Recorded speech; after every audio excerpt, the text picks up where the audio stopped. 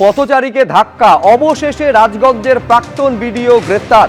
নিউটাউনে বেপরোয়া গতিতে গাড়ি চালিয়ে পথচারীকে ধাক্কা মারেন তিনি এবং সেই দুর্ঘটনার পরই পথচারীর সাহসিকতায় গ্রেফতার হলেন প্রশান্ত বর্মন।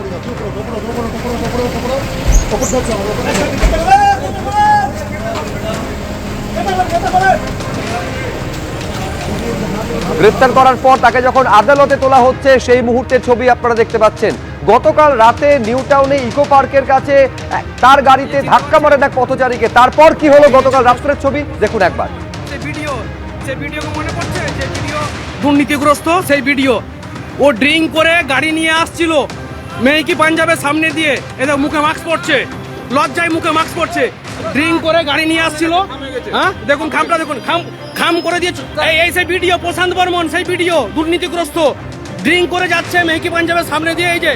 এই যে ধাক্কা, এই যে দেখুন কিভাবে ধাক্কা মেরেছে গাড়ি। এই সাইডটা দেখলে বুঝতে পারবেন, এই যে সাইডটা দেখুন, এই সাইডে দেখুন, এই সাইডে দেখলে বোঝা যাবে যে কত জোর ধাক্কাটা মেরেছে। হ্যাঁ আবার লজ্জায় মুখে মাস্ক পড়ছে। প্রশান্ত বর্মন দুর্নীতিগ্রস্ত ভিডিও এবং হচ্ছে ড্রাঙ্ক বয়, এত পরিমাণে ড্রিঙ্ক করেছে যে গাড়ির কন্ট্রোল নেই ওনার হাতে। আমি ধরে উনি বেরিয়ে চলে যাচ্ছিলেন, উনি ধাক্কা মারার পরেও বুঝতে পারছেন যে ধাক্কা মেরেছেন, তারপরে উনি বেরিয়ে চলে যাচ্ছিলেন। আমি ছুটে এসে ওনার সামনে স্কুটি লাগিয়েছি, ওনাকে আটকেছি, পুলিশদেরকে ডেকেছি, পুলিশরা যথাযথ ব্যবস্থা নেবে। যতক্ষণ না পর্যন্ত ব্যবস্থা হবে ততক্ষণ পর্যন্ত এখান থেকে সরার কোনো কারণই নেই। এই যে তার গাড়ির নাম্বার, ইনি সেই দুর্নীতিগ্রস্ত প্রশান্ত বর্মন এবং ড্রাঙ্ক বয়, ফুললি ড্রাঙ্ক বয়। এত হরে ড্রিঙ্ক করেছে, উনি লজ্জায় নামতে পারছেন না গাড়ি থেকে। আমি বলবো টেস্ট করুন একবার, টেস্ট করুন, ওনার অ্যালকোহল টেস্ট করুন একবার।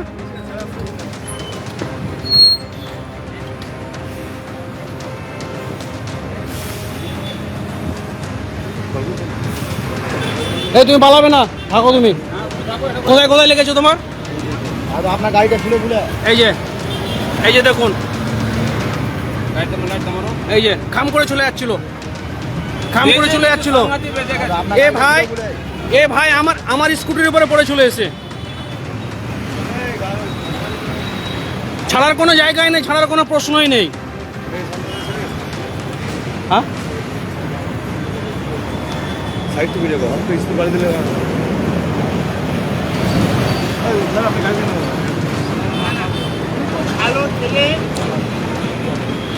আপনি দাঁড়ালেন না কেন?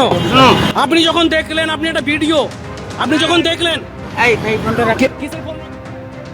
এই ঘটনা যখন ঘটলো শুধুমাত্র একেবারে ধাক্কা মারাই নয়, তারপরে এই ভিডিওকে প্রাক্তন ভিডিওকে রীতিমতো হম্বিতম্বি পর্যন্ত করতে দেখা যায়। তারপর অবশেষে তাকে গ্রেফতার করলো পুলিশ। গ্রেফতার করার পর আজকে তাকে আদালতে পেশ করা হয়েছিল।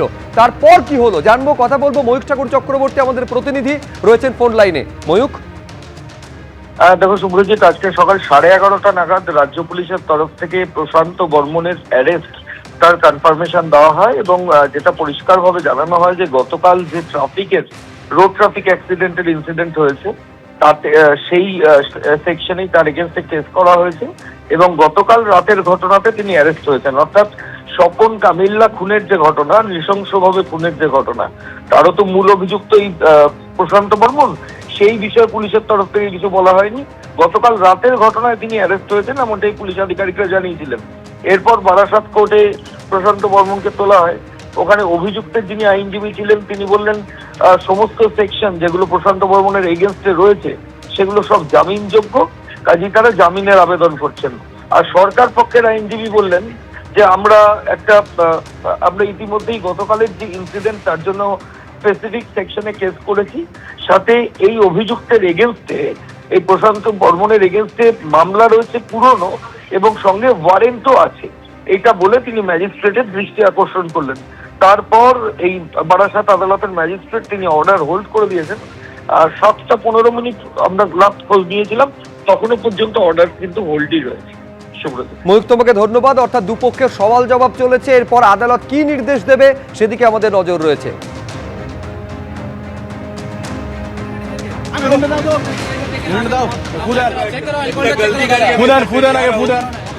হ্যালো, দাঁড়িয়ে আসো, তো দাঁড়িয়ে আসো না, সাচি আসো। মদ খেয়েছে কিন্তু চেক করতে দেবে না, ড্রিঙ্ক করেছে কিন্তু চেক করতে দিচ্ছে না। অফিসারের কথা শুনছেন না কেন? আপনি আমাকে ধাক্কা দিচ্ছেন, আপনি যেটা বলছেন আপনি অ্যালকোহল ফুটাবেন, আপনি অ্যালকোহলের ইয়েটা বলুন, ফুটা দেন আপনি আমি কেন ফুটা দেবেন ফুটাবেন না কেন আপনি ফুটাবেন না কেন? স্যাররা চাইছে ড্রিঙ্ক টেস্ট করবে কিন্তু উনি টেস্ট করতে দিবেন না। চাবিটা দেন, গাড়িটা যাবে তো। গাড়ি তো আমরা চাবি আছে স্যার, চাবি আছে, চাবি আছে।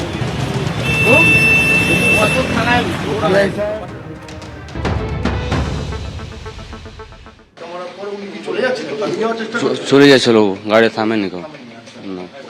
বলছি যিনি ধাক্কা দিয়েছিলেন ড্রাইভার কি মদ্যপ অবস্থায় ছিলেন? জানি দাদা ধরেছিল, হয়তো খেয়েছিল মনে হয়। বিতর্কিত হচ্ছে আপনার ভিডিও, প্রশান্ত বর্মন সে একটা পথচারীকে ধাক্কা মারে এবং বেরিয়ে চলে যাচ্ছিল। তো সেই জায়গায় ও স্কুটিটা নিয়ে তার গাড়ির সামনে দাঁড় করায় এবং তারপর দেখে যে এই মানুষটাকে চিনতে পারে যে আপনি প্রশান্ত বর্মন না, তাহলে এরকম একটা পথচারীকে ধাক্কা দিয়ে আপনি চলে যাচ্ছেন। প্রথমত কথা হচ্ছে আপনি যদি দাঁড়িয়ে সরি বলতেন সেটা এসে যায়, তো আপনি এইভাবে যে বেরিয়ে যাচ্ছেন এটা তো একদমই উচিত না। তো সেই প্রশান্ত বর্মনের বিভিন্ন বিষয় যেটা অলরেডি মিডিয়া জানে, সাধারণ মানুষ জানে, সেই বিষয়ে কথা বলে যে এই তো আপনি সেই মানুষ, তাহলে আজকে আপনার আর একটা রূপ মানুষ দেখতে পাচ্ছে, ঠিক আছে। তো তিনি অস্বীকার করে এবং তাকে থ্রেটও দেয়, ঠিক আছে। আমার বন্ধুটিকে এখানে ফেসবুকে দেখা যাচ্ছে লাইভে, তাকে থ্রেটও দেয় এবং কুৎসিত ভাষায় আক্রমণও করে। সেখানে পুলিশ তারা উপস্থিত ছিল। তো এই ঘটনা দেখে আমরা এখানে উপস্থিত হলাম, ততক্ষণে আপনার হচ্ছে ভিডিওকে পুলিশ নিয়ে গেছে, ঠিক আছে। চোখ রাখবো পরের খবরে। অনুপ্রবেশে জিরো টলারেন্স, বাংলাদেশ সীমান্তে বাড়ছে ভিড়, জেলায় জেলায় হোল্ডিং সেন্টার তৈরি হচ্ছে, সীমান্তে বাংলাদেশিদের লম্বা লাইন। উত্তর 24 পরগনা স্বরূপনগরের হাকিমপুর সীমান্তে এসআইআর এর সেই পুরনো ছবি আবার ফিরে এলো।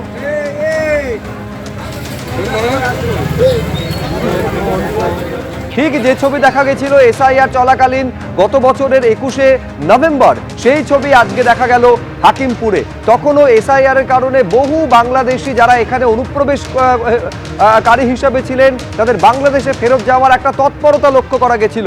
আজকে অনুপ্রবেশে যখন জিরো টলারেন্স দিচ্ছে এই রাজ্যের সরকার, সেই একই ছবি ফিরে এলো সেই হাকিমপুরে।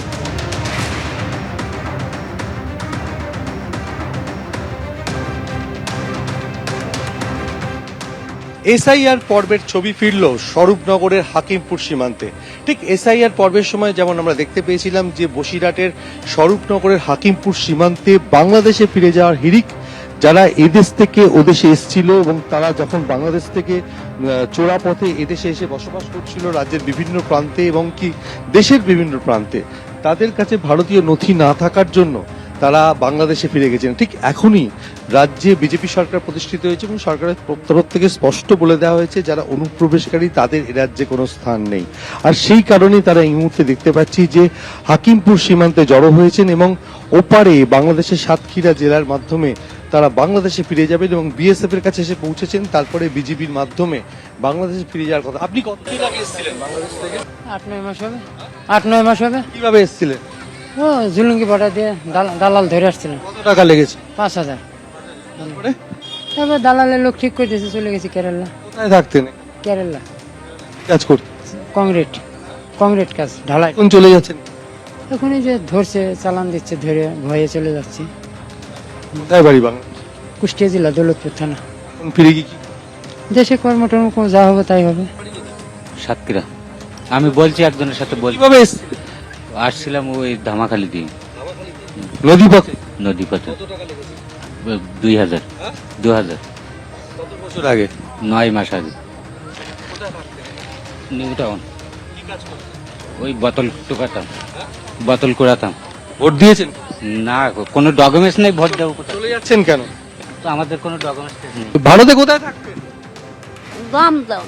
এসেছিলেন, তাদের এখানে ভারতীয় নথি নেই এবং সেই কারণে তারা চলে যাচ্ছেন। কিন্তু গত কয়েকদিন ধরেই বাংলাদেশিদের আনাগোনা ফের শুরু হয়েছে স্বরূপনগরের হাকিমপুর সীমান্তে এবং তারা গেছেন। কিন্তু আজকে যেটা সিদ্ধান্ত হয়েছে যে বনগাঁতে একটি হোল্ডিং সেন্টার তৈরি করার পরিকল্পনা রয়েছে, সেই কারণে আজকে যারা ওদেশে ফেরার জন্য এসেছিলেন তাদের প্রত্যেককেই বিএসএফ আটক করে রেখেছেন এবং বসিরহাট পুলিশ জেলার শীর্ষ কর্তারা তারা এসে পৌঁছেছেন এবং এখনো পর্যন্ত সিদ্ধান্ত হয়নি তারা কিভাবে ফিরবেন। যেহেতু তাদের কাছে কোনো নথি নেই, তারা অনুপ্রবেশকারী, তারা বাংলাদেশে ফিরে যাবেন, কিন্তু তারা কিভাবে ফিরবেন সেটা এখনো পর্যন্ত প্রশাসনের তরফ থেকে সিদ্ধান্ত হয়নি। ক্যামেরার প্রতীক রায়ের সঙ্গে সমীরণ পাল, এবিপি আনন্দ, উত্তর 24 পরগনা।